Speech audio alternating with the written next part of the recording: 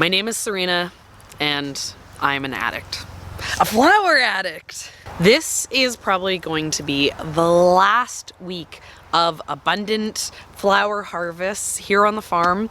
The nights are getting cool, the days are getting short. They are not going to be looking this good ever again this year.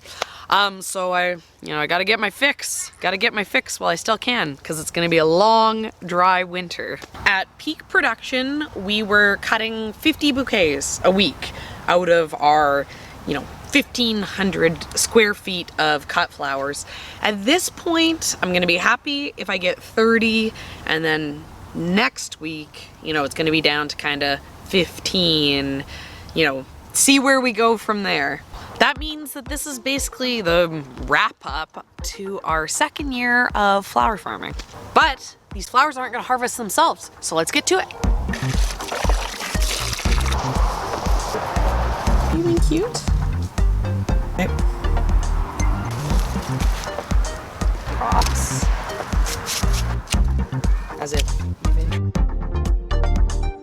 One of the biggest changes that I had to get used to going from a gardener to a farmer is the mental work of you're working in a current season, so for us, fall, but mentally you need to be preparing for 6 months in advance. So right now, as I'm out here, I'm picking a bunch of my zinnias. What my thought process isn't, oh, look how beautiful these zinnias are. I'm so happy I still have them in October, even though I planted these back in April. What I'm actually thinking about is, am I gonna plant this again next year? What specific zinnia seeds am I gonna be buying, in the next month to be planting for 2021?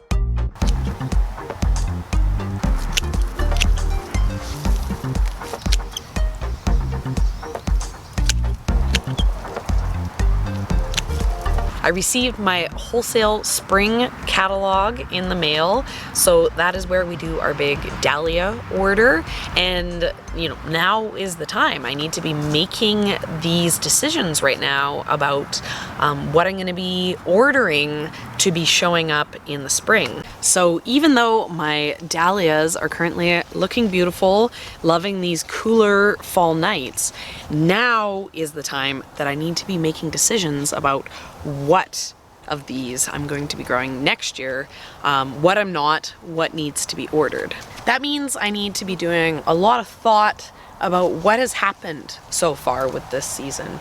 I need to decide, what sold well, what didn't, what didn't grow very well, what grew excellent that maybe I want more of.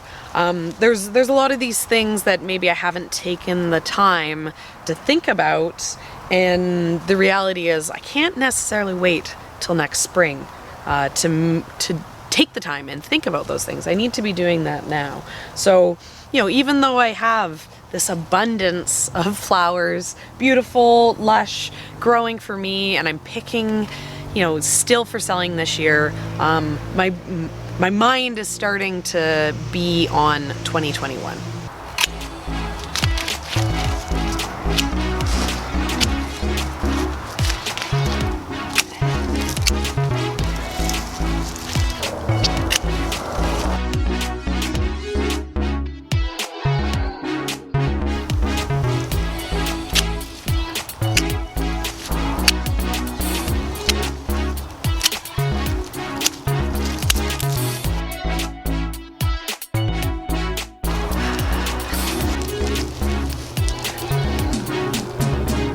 I'm ready to get married. This is my dream wedding bouquet.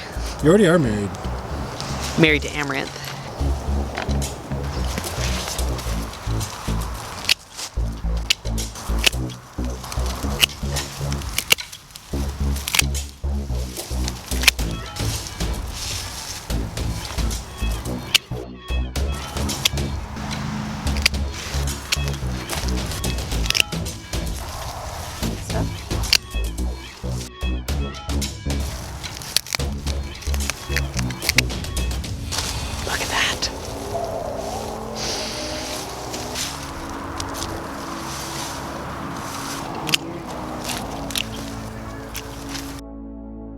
They really aren't doing much growing at this point.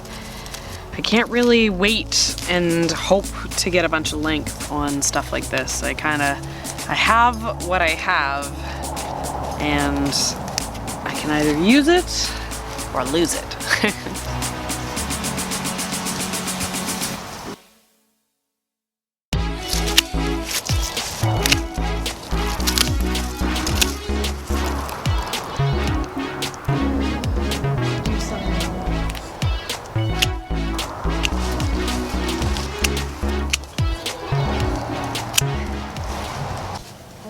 Good night, ladies and gentlemen.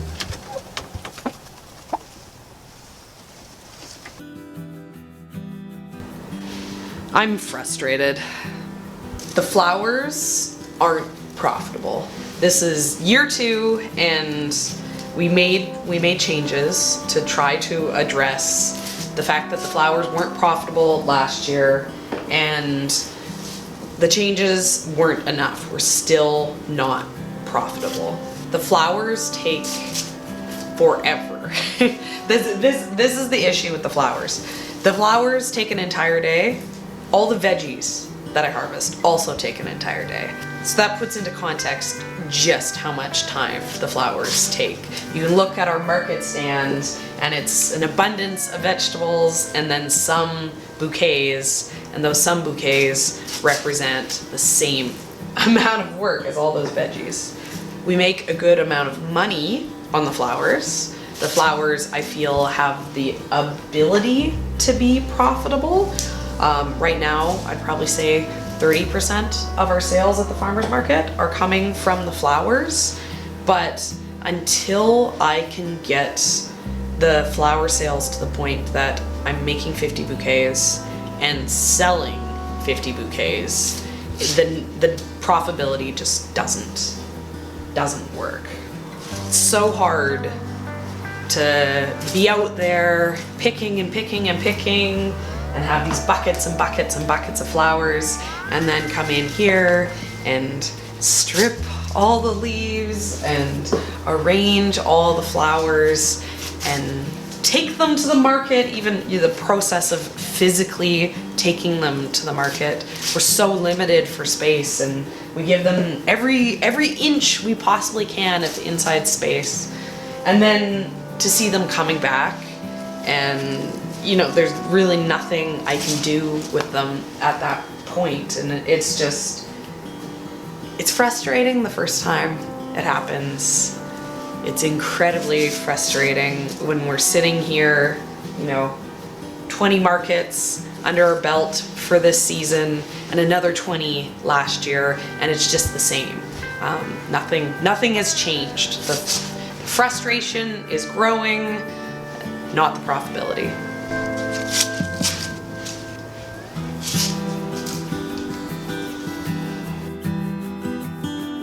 Last year, at this point, I was definitely feeling the same way. We made some changes. We decided, instead of growing a little bit of everything when it came to colors, we grew solid colors, and that definitely added some efficiencies. We also decided that instead of, just coming out here and making a bunch of different bouquets that had come out, I'd make a bucket of consistently looking bouquets, and I think that's worked really well. That's made it easier for merchandising this year. It's made it quicker, and it's also made it easier to be organized, but it's not enough. Coming to 2 years now that I've been working with these flowers, I'm definitely feeling a lot more confident. I feel like I have the ability to put together a bouquet. There's definitely no, double guessing myself when I'm out here working with the flowers. I know how to bunch them up. I know how to handle them, and so I'm starting to feel really limited. Also, we do $10 bouquets. We like that price point. It's kind of like the grocery store bouquet. Don't need to think about it, tight price point. But because I'm making $10 bouquets, when I'm out here and I'm arranging bouquets, I'm definitely keeping in mind that it needs to be a $10 bouquet. And because of that, you know, now I'm feeling limited. I feel like I would like to be adding more flowers. I'd like to be making this bouquet, you know, I feel like with a little bit more, I can make the bouquet twice as beautiful, but I'm constricted by that $10 price point. So next year, we are talking about introducing a $20 price point, which would be for an arrangement. And then because I'd have the $20 arrangements that I could offer, I could work yet again on getting those $10 bunches into something that is going to work for the profitability. If I'm doing straight bunches, you know, 10 or 12 stems of the exact same thing, you know, something like zinnias, I can pick that, bunch it in the field. Now that's a 2-minute bunch. And, you know, the amount of time that it would make me to make these $20 bouquets would maybe be 6 minutes instead of 5 minutes, which means, you know, it's 3 minutes per $10, and it's definitely getting it back into that range of speed where I need it to be to get those, you know, the profits to where they have to be. Because if I can't make any money growing these flowers, I can't grow these flowers. I refuse to do it for free.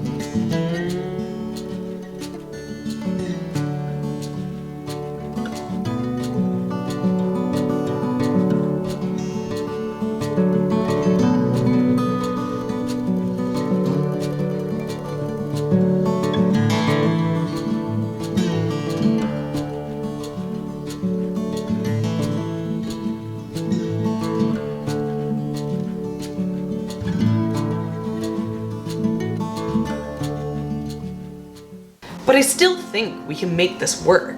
In the same way that when I'm out in the garden picking the flowers, I'm thinking about what will be better to plant next year. When I'm down here, frustrated and grumpy, while arranging the flowers, I'm also thinking about, you know, ways to reach that profitability next year. I think it's possible, and I'm seeing signs that it is gonna work out. Here we've been selling the bouquets really well on Sundays. We've had lots of people, you know, coming to the roadside stand. People in our local area, they want flowers. They are excited about the idea that there is someone they can pull into and quickly buy flowers. that is a huge resource. If we can get to the point that that customer's built up enough that we can put bouquets out for them and have them sell every time, that's a guarantee for profitability.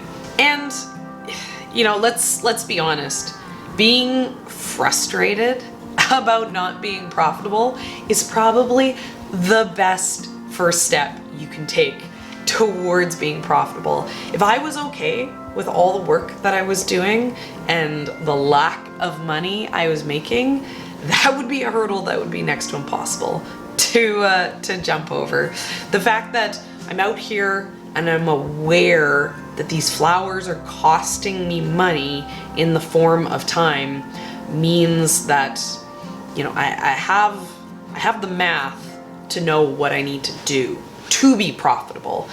So keeping that focus on getting the numbers to where they need to be is, in the long run, it's gonna get me there.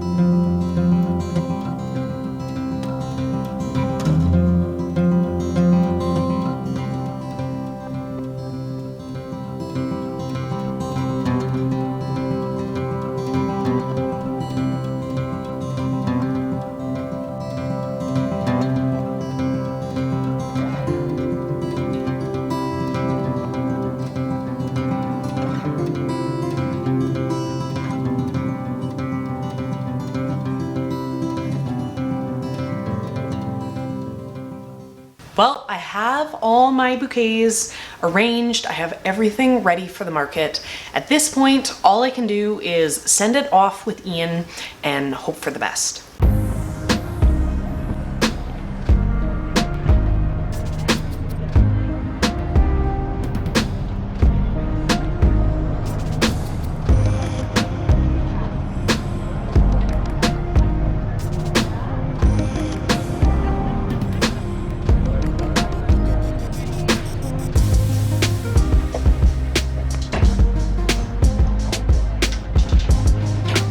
Well, it went about as expected. As you can see, there was a lot of flowers here. We sent 50 bouquets down to the market and Ian came back with 25. So we only sold half of what we sent to the market, which is the frustration exactly that I was talking about experiencing over and over again. So I'm not too surprised.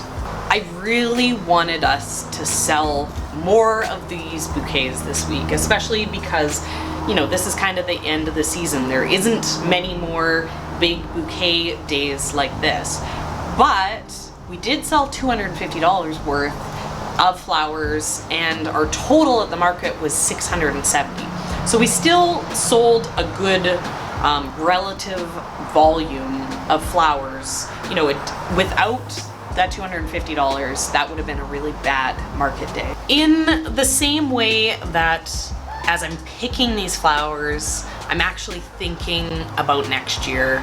As I'm assessing what is selling at the market, I'm not too worried about it because I'm thinking about how I'm going to sell stuff next year. So even though this is continuing to be disappointing, it's continuing to be frustrating, mentally it's not affecting me because mentally I'm not here with these sales.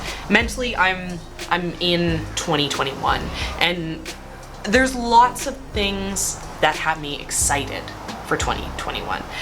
Just because we're not selling what we need, we're not selling what I want right now, doesn't mean I'm giving up on being able to do that next year. So I have a lot of flowers. Come buy my flowers, please. But don't worry, I'm not going to go crawling into bed and having a cry. I have exciting plans and I will be sharing all of those fun changes and all of that exciting seed shopping that I'm eventually doing with you guys coming up. and you know, we'll get there. I still think the profitability is 100% doable. It's gonna take time.